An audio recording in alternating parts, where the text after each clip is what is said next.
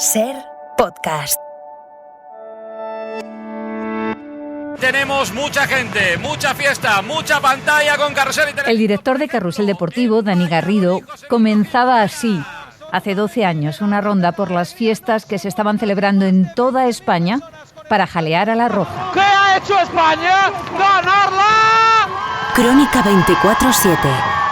A esas alturas, España se había convertido en la primera selección de fútbol en ganar 2 Eurocopas seguidas y un Mundial. Eva Aguado. Era todo un referente. ¡Es un equipo de leyenda! Toda una leyenda, como la presentaba el portero Pepe Reina.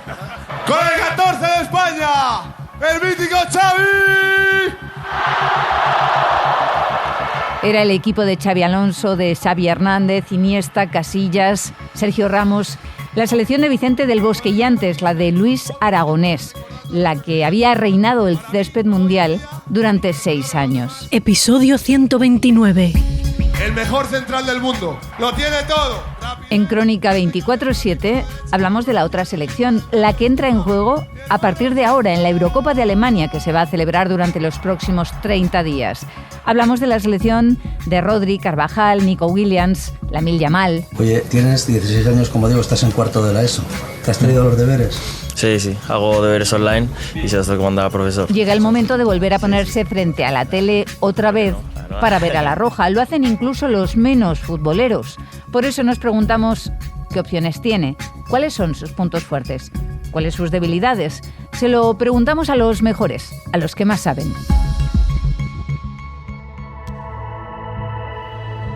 ¿Podemos volver a ganar la Eurocopa? Han pasado casi 12 años desde que España, la España de Luis Aragonés primero y Vicente del Bosque después, cerrase un ciclo histórico en el Estadio Olímpico de Kiev. Espera que va el niño otra vez, Niño Torres. Se frena para regalar la mano.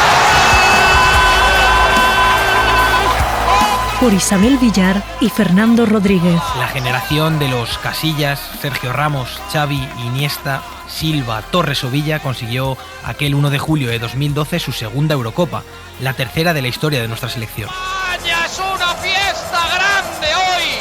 Habrá tiempo para preocuparse de más cosas. Hoy el fútbol nos da un respiro. Esta gente nos representa y nos da felicidad.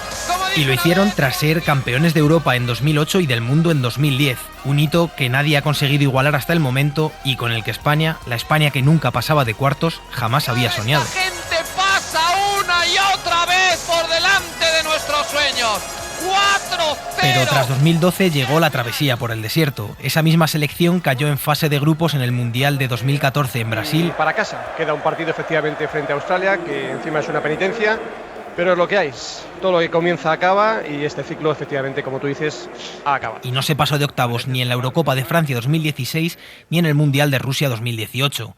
Hubo algo de luz en la Eurocopa de 2020, donde ya con Luis Enrique en el banquillo y con una generación nueva de futbolistas, Unai Simón, Robert Sánchez, David Raya. España alcanzó las semifinales, aunque esos fantasmas volvieron en el Mundial de Qatar 2022, donde la selección se estrelló de nuevo contra el muro de los octavos. Bajo palos Unai Simón, la gran esperanza de España, coge Hakimi, se acabó. Gol de Marruecos. La primera alegría con los Unai Simón, Carvajal, Rodri, Pedri, Morata y compañía nos llegó hace un año. Ya con Luis de la Fuente en el banquillo, España fue campeona de la Nations League. Coge carrera Carvajal, se lo piensa Carvajal, le pega a Lopanenka,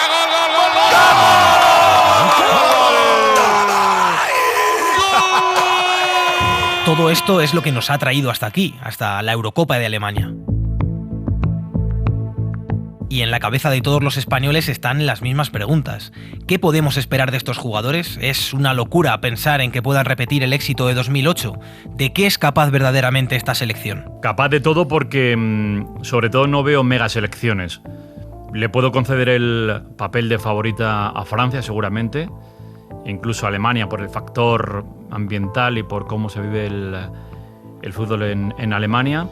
Pero yo lo veo en ese mismo bloque de selecciones, con Francia, con Inglaterra, con Portugal. Claro, es un arma de doble filo porque al no haber una mega selección, digamos que hay un grupo de 7, 8, 9 selecciones de un nivel parejo y eso te puede llevar a que te apeen en cualquier circunstancia, ¿no? Así que yo creo que capaz de todo, pero con orejas tiesas porque hay un grupo amplio de selecciones que pueden echar a España. Yo creo que llegar a semifinales sería un buen resultado. Si no llegan a semifinales y quedan en cuartos, pues sería una decepción, pero no creo que un fracaso. Un fracaso sería caer en la fase de grupos o que te elimine un equipo medio regular en octavos. Hombre, si te toca con Francia en octavos o yo qué sé, un favorito y te elimina, pues tampoco es un fracaso caer en octavos contra una de las candidatas. Creo que pongo a Francia, a Inglaterra y a Portugal por delante e inmediatamente después meto en otro grupo, entre ese otro grupo, a España. Entonces, España me parece que por nivel podría pelear para llegar a semifinales, pero no creo que España sea una favorita para ganar la Eurocopa. ¿Que lo puede hacer? Por supuesto que lo puede hacer. Tenemos equipo, pero no me parece que España esté entre las favoritas para ganar la Eurocopa. Entonces, entre las candidatas, sí. Si llega a semifinales, para mí sería un bastante buen resultado. Son Dani Garrido y Manu Carreño, directores de los buques insignia de los deportes de la SER, Carrusel Deportivo y El Larguero. También le hemos hecho estas mismas preguntas a Bruno Alemany, experto en fútbol internacional de la cadena SER. El techo será un poco el que ellos compitiendo marquen. Creo que decir que es imposible que llegue a la final, con lo que hemos ido viendo en estas temporadas, con el Dortmund plantándose en la final de la Champions, con Marruecos en el último Mundial llegando a semifinales, creo que decir que España no puede llegar a la final es faltar a la verdad. Me parecería normal que España llegara a cuartos o a semis incluso, pero mucho más allá, llegar a la final para mí sería un éxito rotundo para esta selección. Lo que no ven ninguno de los tres es establecer paralelismos con aquella generación que nos hizo campeones en el año 2008. En 2008 aquello fue como ver al cometa Halley, eso se ve una vez en la vida, ¿no? Con 7, 8, 9 jugadores que eran absolutos artistas del balón y que podían incluso meterse en portería con él, con jugadores absolutamente irrepetibles. Creo que nos haríamos un flaco favor comparando generaciones. La verdad es que me cuesta encontrar similitudes, porque aquella selección de 2008 era una selección, no voy a decir que se había vilipendiado, pero que había sido muy criticada, que estaba muy en entredicho. A partir de ahí hay jugadores con talento como había en aquel momento, hay jugadores jóvenes como también estaban creciendo en aquella época, futbolistas como Andrés Iniesta, como Fernando Torres, jugadores que llegaban a esa Eurocopa siendo muy jóvenes, David Silva, el mismo Cesc Fábregas. Hay un poco de eso, de esa juventud, que seguramente es lo único que nos puede acercar, pero creo que son generaciones bastante distintas. No veo similitud, la verdad. Veo un buen grupo pero creo que muy lejos de aquel. En el 2008 teníamos la sensación de que podían hacer algo grande de verdad. No digo que este grupo no, pero es que entonces estábamos hablando de jugadores que estaban en el top 3 prácticamente todos en su posición. Y eso hoy no ocurre. Hoy podemos hablar de Rodri, de Carvajal, y es verdad que Lamine Yamal y Nico Williams tienen un gran futuro por delante y son dos extremos de la leche, pero no creo que estén en el top 3 ahora mismo del mundo. Sin embargo, entonces, Casillas, Ramos, que eran todos, Xavi, Iniesta, o sea, había una colección de jugadores que estaban en el top 3. Entonces, no veo similitud entre esta generación y la de 2008. Así que, sin comparaciones, vamos a poner la lupa en esta generación de Luis de la Fuente. Vamos a hacer con Dani, con Manu y con Bruno el dibujo de cómo es el equipo que busca en Alemania el 4º título de campeón de Europa. Lo primero, ¿cuáles son las fortalezas de esta selección? Como puntos fuertes, creo que tenemos un centro del campo que sostiene muy bien Rodri. Veremos si con Miguel Merino, con Fabián y luego Pedri y tal, que creo que es un centro del campo que sí que le puede dar consistencia tanto en la parte defensiva como en la parte de creatividad. Y luego arriba 2 flechas por bandas, que veremos a ver si son titulares, porque también está la posibilidad de que entre Dani Olmo y tal, que ya no están de banda, pero Lamine y Nico, cada uno en un extremo, me parece que está a la altura de poca selección. Bueno, yo creo que es un equipo con hambre. Hay un grupo muy grande de jugadores que desean títulos que no están saciados. Los que han ganado, caso de Rodri con el City, el caso de los jugadores del Real Madrid, caso de Unai Simón o Vivian con la Copa del Rey, yo creo que quieren más. No me parece para nada que sea una selección que si la cosa va mal vayan a bajar los brazos, y eso está intrínsecamente unido a que no hay mega estrellones a las que entregarle el balón cuando la cosa está complicada, esa bola caliente.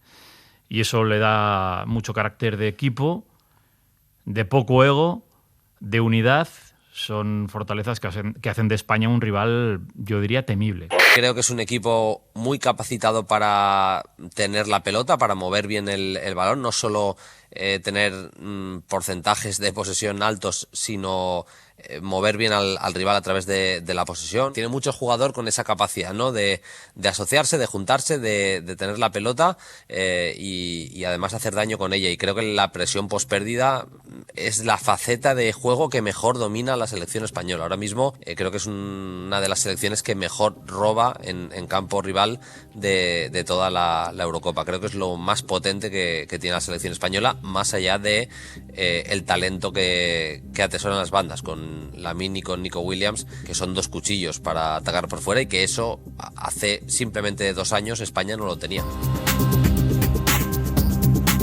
¿Y qué hay de las debilidades? Mira, Del Bosque dijo una vez que para ganar un mundial hay que tener una pareja de centrales muy sólida. Y creo que aquí, precisamente, no sabemos cuál es la pareja de centrales. Y eso me preocupa. Parece que Lenormand y Laporte, por trayectoria, pero por momento actual tenemos todos más dudas. Entonces, ahí está Nacho, que ha terminado siendo el central titular del equipo campeón de Europa, y está Vivian, que, bueno, aunque en el último tramo de la temporada el Athletic Club ha caído claramente, desde que pasearon la gabarra ha bajado el nivel del equipo, pero que le gusta mucho a Luis de la Fuente y tiene mucha confianza en él. Para mí es, sin duda, el puesto de la selección que más dudas me deja, y no es un puesto cualquiera.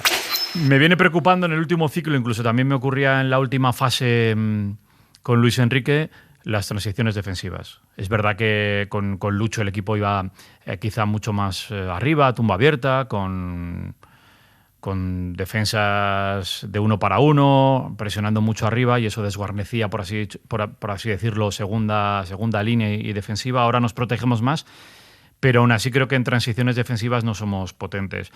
Y me preocupa también, sabiendo que no tenemos un Piqué Puyol-Sergio Ramos, que el punto de cocción de los centrales no es el aconsejable. Si somos capaces de corregir transiciones defensivas y somos capaces de establecer un liderazgo en el centro de la zaga, yo creo que mitigaremos gran parte de la debilidad que podamos presentar en el torneo. Las áreas es donde puede mejorar. No creo que España sea un equipo con muchísimo gol. De hecho, si repasas el equipo titular que puede salir, evidentemente te pueden marcar gol prácticamente cualquier jugador, pero no tienen cifras súper bestias de goles, ni Morata, ni Lamine, ni siquiera Nico Williams. Creo que no tiene España, no va sobrada de gol en ataque, ni con la figura del delantero centro, ni tampoco con otros futbolistas. Generan más ocasiones que goles marca, ¿no? Y ahí me parece que está un punto de mejora importante. ¿Y los jugadores a los que hay que prestar más atención? Gran portería con Unai Simón. Para empezar, Unai Simón. Yo creo que es un gran portero y además líder. Creo que hay muy pocos porteros que lleguen a la Eurocopa con el nivel de Unai Simón. Me atrevo a decir que no hay 3 que vayan a jugar el torneo que hayan hecho mejor año que Unai Simón. Un 2 como Dani Carvajal, que ha hecho un temporadón y que suma al centro del campo, que en balón parado suma ya mucho. Digo también a Dani Carvajal porque más allá de lo que te puede aportar un lateral en el equipo, a nivel de experiencia, de liderazgo, Carvajal le puede aportar muchísimo a España. Rodri es indiscutible, es el jefe del equipo. España llega con el mejor mediocentro del mundo, que es Rodri, y no de ahora, desde hace seguramente año y medio. Pues el mejor mediocentro ahora mismo, que es Rodri. Y sobre todo 2 extremos que no creo que los tengan muchas selecciones. Y si los tienen, pues no tenemos nada que envidiar. O sea, tener hoy a Nico Williams y a Lamine Yamal me parece que es una garantía. El talento brutal de los jóvenes extremos que tenemos, aunque también creo que es un arma de doble filo. Hablo de Nico Williams y de Lamine Yamal. Creo que no debemos concentrar toda la carga de responsabilidad en estos 2 jugadores, pero tienen un talento brutal. No se les puede exigir, pero no hay que sorprenderse si Lamine Yamal y Nico Williams hacen un torneazo. Y como diría Flaky, vuelve a sacar chistera, vuelve a sacar varita mágica, vuelve a tirar de truco, marcó Pedri Potter. Yo creo que ha sido una temporada rara, pero los magos buenos tienen el truco en el momento de la verdad, y espero el truco final de Pedri. Con estos mimbres debuta la selección este sábado ante Croacia, un partido que, como siempre, nos narrará en la antena de la SER Antonio Romero. Me parece que estamos entre las, sin duda, 6 mejores selecciones de este torneo. Esto significa que habría que clasificarse para los cuartos de final y a partir de ahí depende. Por la calidad de la plantilla, me parece que estar en cuartos de final sería haber aprobado y a partir de ahí buscar el notable o el sobresaliente con las semifinales o esperemos la gran final. Pero mínimo, creo que hay que exigirle llegar a cuartos de final. Y pase, lo que es seguro es que familias enteras se pondrán la radio, se sentarán en unas horas frente a su televisor para ver a los Unai Simón, Carvajal, Rodri, Pedri, Nico Williams y Lamine Yamal intentar alcanzar la gloria en Berlín. Crónica 24/7. Son las 8 menos 10 minutos de la tarde, las 7 menos 10 en Canarias. Muy buenas tardes, les saludamos desde el Pazo de Raxoi, en la Plaza del Obradoiro, en Santiago de Compostela, a 10 minutos del cierre de los colegios electorales aquí en Galicia. Se celebran... Buenas tardes desde Bilbao, a 10 minutos del cierre de los colegios electorales, elecciones en Euskadi, que estrenan un trimestre electoral de vértigo. Hola, muy buenas tardes. En 10 minutos cierran los colegios electorales en Cataluña, tras una jornada electoral crucial para el futuro de esta comunidad autónoma. Hola, muy buenas noches. Las 9 de la noche, hora extraña para empezar un programa electoral, más de una hora más tarde de lo habitual, pero es que los horarios esta vez vienen marcados por los usos y costumbres de 27 países. No es una escena de una serie distópica tipo Black Mirror, es la realidad política española. Es la directora de Hoy por Hoy, Àngels Barceló, presentando 4 programas electorales en los últimos 4 meses. Es la agenda de esta 15ª legislatura que empezó en agosto del 23. Estrenó gobierno hace poco más de 6 meses, ha aprobado pocas leyes, ha vivido ya muchos debates crispados e incluso se ha dado 5 días de reflexión. He decidido seguir con más fuerza si cabe al frente de la presidencia del Gobierno de España. Esta decisión no supone un punto y seguido, es un punto y aparte, se lo garantizo. Ha sido mucho en muy poco tiempo, por eso en Crónica 24/7 nos preguntamos, ¿y ahora qué?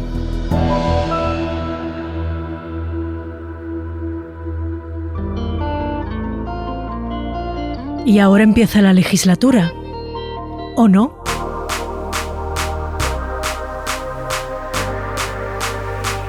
Por Josué Coello.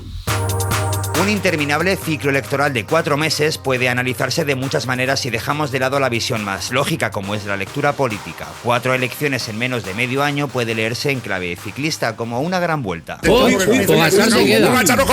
Pero también como una larguísima maratón. ¡Esto huele a oro! ¡Muy cerquita! Pero aquí vamos a hacerlo en clave futbolística y vamos a empezar por el final. Porque sí, fútbol y política muchas veces van de la mano, incluso empezando por el final del partido. Y si empezamos analizando este ciclo electoral tras el pitido del árbitro, nos damos cuenta de que hay un entrenador que ha dejado el cargo por sus malos resultados. Este entrenador es ni más ni menos que la vicepresidenta del gobierno. He decidido dejar mi cargo como coordinadora de Sumar. No pasaron ni 24 horas desde el mal resultado de Sumar en las elecciones europeas cuando Yolanda Díaz anunciaba que dejaba su puesto en la coordinación de la formación, aunque matizando que continuará como vicepresidenta del gobierno. Porque, un momento, ¿quién no ha rectificado alguna vez? Yolanda Díaz sigue formando parte de la ejecutiva de Sumar. No me voy, me quedo. Como a cualquier entrenadora, Yolanda Díaz hay que medirla por los resultados, y los resultados de Sumar en este ciclo electoral no han sido ni de lejos los previstos. Y eso que el primer partido lo jugaba en casa, en Galicia, primera prueba territorial de la coalición y primera derrota. Sumar ni siquiera conseguía entrar en el Parlamento gallego. No hemos hecho bien las cosas colectivamente y los resultados de Sumar, Galicia en este caso, no son buenos. Confianza en el proyecto y partido a partido. El siguiente se jugaba en Euskadi y allí, por los pelos, Sumar conseguía un diputado. El voto dual, una candidatura que no terminó de convencer y un arraigo territorial que no llegó, complicaron las cosas, pero aún así Sumar quería mirar más hacia arriba que hacia abajo. Creo que estamos también en Euskadi en un fin de ciclo. Optar a la parte alta de la clasificación era objetivo en Cataluña, tercera parada del ciclo, tierra donde Sumar sí tiene arraigo gracias a los comunes, quienes por cierto habían provocado este adelanto electoral. Confianza en el proyecto, pero de nuevo un encuentro difícil de sacar adelante. De 8 diputados pasaron a 6, y aunque la cosa pudo haber sido peor, Sumar, es decir los comunes, se erigían como la llave para un futuro gobierno. Y es verdad que perdemos 13.000 votos, pero es verdad que como nos pasó el 23 de julio, somos la fuerza decisiva que clave. Los de Yolanda Díaz afrontaban esta recta final del ciclo electoral mirando a Europa. Dudas, incertidumbre y peleas internas para el 9J. El resultado, 3 eurodiputados que despertaron recelos entre los partidos. Tanto que, como decíamos al principio, la entrenadora puso su cargo a disposición del proyecto. Esa entrenadora era Yolanda Díaz. Y sin duda ninguna es mi responsabilidad. Las expectativas del PP en este ciclo electoral son, como en el balompié, las de ese equipo, con la exigencia de ganar títulos año tras año. Tras haber rozado pero no conseguido la mayor conquista de todas, la Moncloa, cada cita con las urnas será un ultimátum para un entrenador casi siempre cuestionado desde que se sentó en el banquillo del PP. Se trata de Galicia y cuando se trata de la casa, de nuestra casa, no es una cuestión menor. Feijóo, como Díaz, también jugaba en casa cuando se votó en Galicia, pero él, a pesar de las dudas, sí sacó el partido adelante y con goleada. Su candidato, Alfonso Rueda, revalidó una mayoría absoluta que Feijóo había hecho norma y tranquilizó a los primeros críticos. El juego no era brillante, pero el resultado acompañaba. Si querían que las elecciones gallegas fuesen un plebiscito sobre mi liderazgo, ahí tienen el resultado del plebiscito. Con la confianza que dan los 3 puntos en el fútbol y las mayorías absolutas en política, el PP viajaba a un campo difícil, Euskadi, encuentro donde lo importante era mantener la portería a cero y buscar una contra. No llegó el gol a favor, pero tampoco recibieron. De aquí el PP salió con un diputado más de los que tenía, de 6 pasó a 7. Y el autonomismo constitucional del Partido Popular de Euskadi. Cabe mucho Euskadi en la Constitución. Y entonces llegó Cataluña, una salida compleja para el PP, encuentro de pierna dura en un campo donde hacía tiempo que no se encontraba cómodo con malos resultados. Pero la absorción del voto que tiempo atrás tuvo Ciudadanos permitió a los de Feijóo mandar en el marcador. Quintuplicó el número de votos pasando de 3 a 15 diputados. El entrenador respiraba tranquilo. Los catalanes no solo nos han llevado a ser el partido que más crece en votos y en escaños, pero la tranquilidad en política, como en el fútbol, es efímera. A pesar de los resultados, de nuevo Feijóo se sometía al escrutinio de las urnas. Esta vez Europa, y aquí las dudas surgieron con el planteamiento de última hora. De querer ganar casi sin jugar, se pasó a una victoria trabajada, pero por la mínima, suficiente para callar, al menos por un tiempo, el run-run que rodea a entrenadores y políticos. Las gallegas, mayoría absoluta del Partido Popular. En Euskadi mejoramos sustancialmente el resultado. En Cataluña multiplicamos por 5 nuestra representación en el Parlamento y en estas europeas nueva victoria del Partido Popular. El fútbol desgasta, la política también, y ese era el riesgo del PSOE durante este ciclo electoral. Tras 6 años al frente de esta clasificación llamada la Moncloa, llegaron salidas complejas, y el primer envite en Galicia así lo demostró. Peor resultado en su historia, pasando de 14 a 9 escaños. Aprovecho, lógicamente, señor Feijóo, para felicitar al Partido Popular por su resultado electoral en Galicia. Pero en el PSOE no había dudas sobre el entrenador. En el peor momento de la temporada, con la amnistía girando en torno a todo y con un partido en horas bajas, llegó Euskadi, un encuentro jugado como quisieron los socialistas. 2 escaños más hasta los 12 y sobre todo ser clave para que un equipo amigo como es el PNV dependa de ti para poder gobernar. Dicho y hecho. 9 de cada 10 votos el pasado domingo en Euskadi fueron a partidos políticos que apoyaron esta investidura. Sin embargo, si los socialistas tenían un partido marcado en rojo en este ciclo electoral, era el de Cataluña el 12 de mayo. El PSOE contaba con uno de sus mejores jugadores para ganar este encuentro, Salvador Illa. Pero la amnistía era un todo o nada como estrategia, un riesgo que se asumió con una jugada maradoniana. Ahí lo tiene Marabona, lo marcan 2, pisa la pelota Marabona, arranca por la derecha el genio del fútbol mundial. Días antes de las elecciones, Pedro Sánchez puso al país en vilo durante 5 días. En una carta se mostraba dispuesto a dimitir por las informaciones que surgieron contra su esposa. He decidido seguir con más fuerza si cabe al frente de la presidencia del Gobierno de España. Pero el entrenador Sánchez no dimitió y el PSOE logró una victoria histórica en Cataluña desactivando los contragolpes del rival independentista. A pesar de la victoria de aquel día, el resultado final aún es incierto por las siempre complejas mayorías parlamentarias. Y estoy convencido de que también en Cataluña habrá gobierno. Hablábamos antes de desgaste y este desgaste se ve en la falta de iniciativa legislativa, en la falta de presupuestos o leyes que decaen. Una combinación de factores que podrían haber llevado al PSOE a una abultada derrota en Europa. Con un terreno de juego embarrado por la amnistía, los socialistas supieron achicar espacios y salir a la contra. El resultado, derrota por la mínima ante el PP y un marcador mejor de lo previsto. Dentro de 3 años, cuando haya elecciones el próximo año 2027, vamos a ganarle a usted, a Abascal y al Vice, si no al tiempo. En fútbol existe un concepto que es el de equipo ascensor, equipo que sube y baja de la primera a la segunda división sin apenas estabilizarse. Trasladado a la política puede ser esa formación que, tras una aparición fulgurante, poco a poco se difumina hasta desaparecer del mapa. Y hubo un momento en este ciclo en el que Podemos corrió este riesgo. Sin representación en Galicia, sin escaño en Euskadi y sin presentarse en Cataluña, fue Europa el encuentro que le garantizó la permanencia. Para ello, tuvo que acudir a su mejor activo. Lo más valioso que se puede decir en política es que somos un equipo y no nos conformamos. Este resultado es un paso necesario. En menor medida, algo parecido pudo pasar con el futuro de Vox, pero este ciclo ha demostrado que en Europa gustan los extremos que juegan por la banda derecha. Y Vox crece pasando del 6% al 9%, por lo tanto creciendo porcentualmente más del 50%. El certificado de función de Vox parece que se hace esperar. Y es que inesperadamente a Vox le ha salido un competidor por esta banda derecha, un agitador de los partidos, un revulsivo ultra con el que nadie contaba, Alvise Pérez. Construcción de una megacárcel sin piscinas ni gimnasio, donde meteremos previa reforma legislativa a todos aquellos políticos que viven de la impunidad del robo. Todo este repaso mientras contamos votos y cantamos goles está muy bien. Pero ustedes, como yo, querrán saber quién se le ha reforzado de este ciclo electoral. En definitiva, ¿quién ha ganado? Para el politólogo Pablo Simón, PP y PSOE vuelven a dominar. Una especie de analogía y otra vez mirando al balompié a la eterna rivalidad entre Madrid y Barça. Entre el Partido Popular y el Partido Socialista queda claro que estos dos partidos están volviendo a concentrar la mayor parte de los apoyos y que la distancia entre ellos puede estar en un margen entre 1,5 puntos y 4,5 puntos.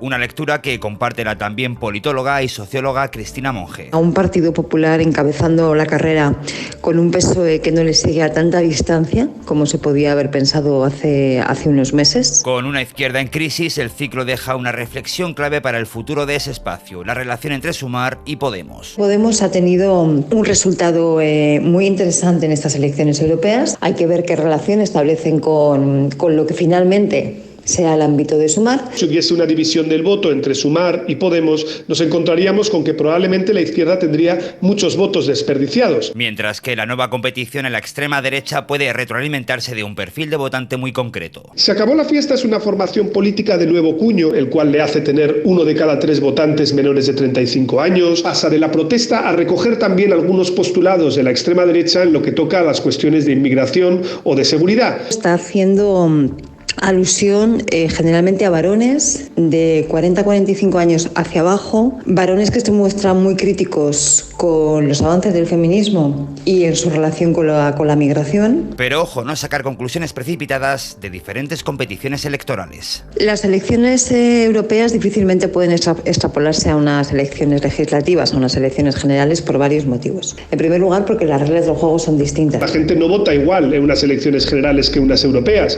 La participación es superior en unas elecciones nacionales. Aún así, ya saben, la política como el fútbol va de victorias. Crónica 7.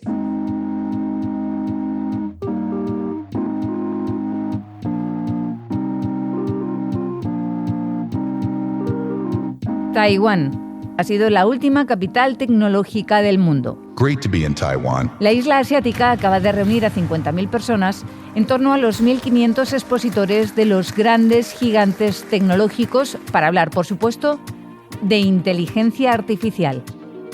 Imagine a future where computers interact with us just like humans can. En Crónica 24/7 hemos paseado por esta feria y te contamos cómo van a ser nuestros próximos ordenadores personales, los ordenadores del futuro, los PCs con inteligencia artificial, seguro mucho más eficaces y probablemente más caros también.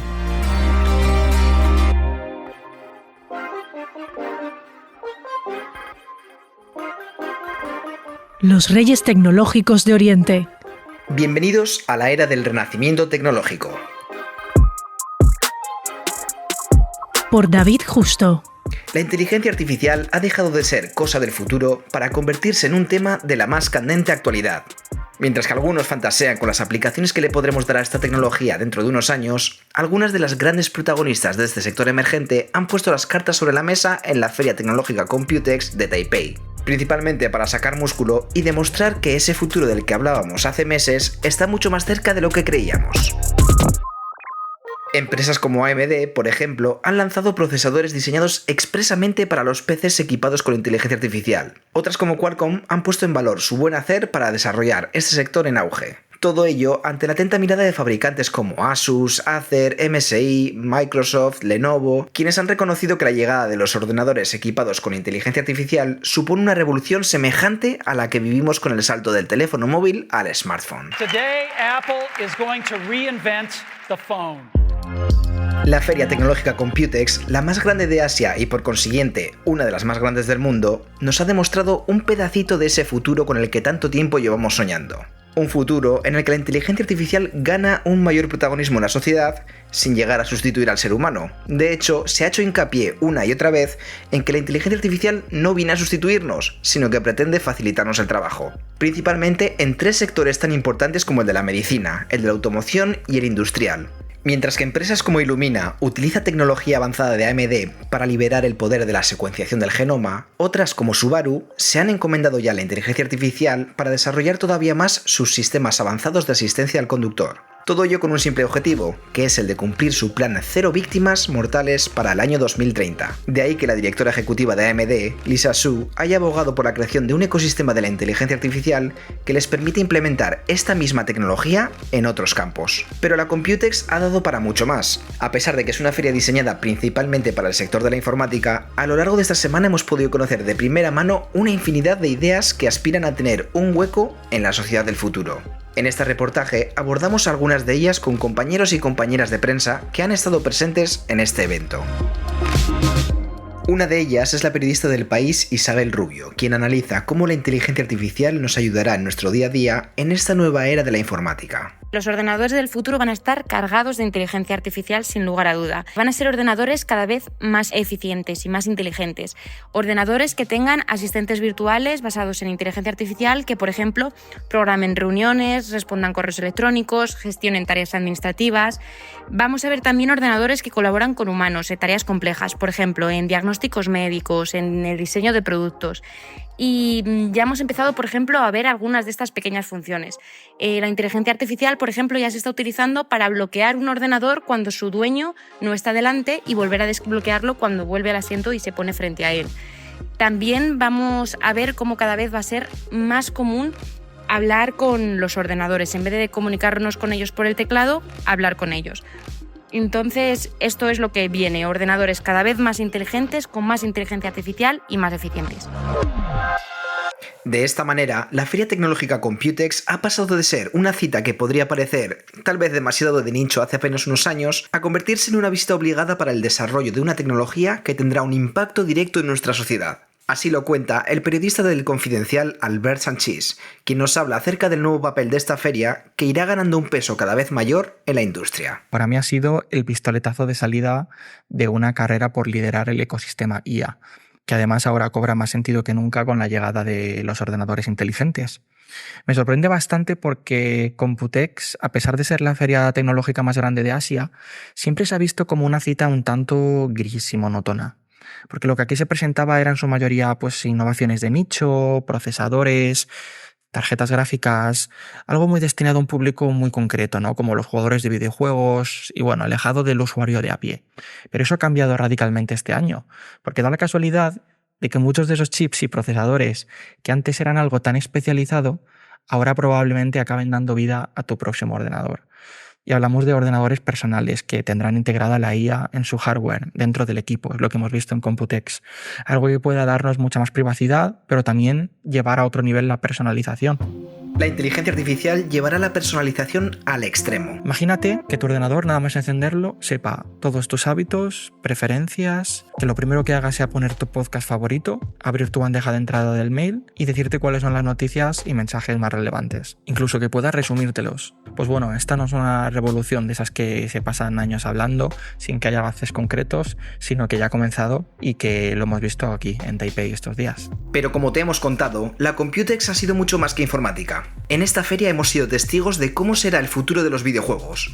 Mientras que las consolas portátiles parecen el futuro más inmediato, esta feria nos ha demostrado que dentro de no mucho tiempo será habitual vivir los juegos en primera persona al más puro estilo Ready Player One. Todo ello gracias a todo tipo de sensores y trajes hápticos que nos permitirán sentir todo lo que le pasa a nuestro personaje. También hemos podido probar gafas de sol que nos permiten hablar en más de 100 idiomas gracias a la inteligencia artificial, espejos mágicos que nos revelan todo tipo de información sobre nosotros con un simple vistazo, e incluso propuestas de lo más prácticas basadas en IA para hacer frente al cambio climático. Y es que, le pese a quien le pese, la inteligencia artificial ha llegado para quedarse y ser uno más de nosotros.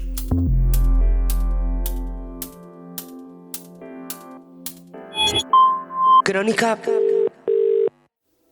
24/7. Esto es Crónica 24/7, el podcast de reportajes de la cadena SER que cada semana busca y te ofrece testimonios, historias. Creo que decir que España no puede llegar a la final es faltar a la verdad. Me parecería normal que España llegara a cuartos o a semis incluso, pero mucho más allá. Llegar a la final para mí sería un éxito rotundo para esta selección. Información, miradas.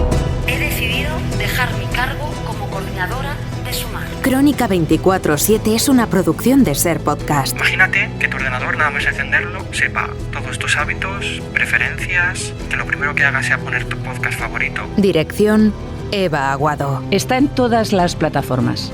Suscríbete. Realización y diseño sonoro: Juan Aranaz. Disponible los sábados a las 10 de la mañana en la aplicación y la web de la cadena SER y en las principales plataformas. Cadena SER. La radio.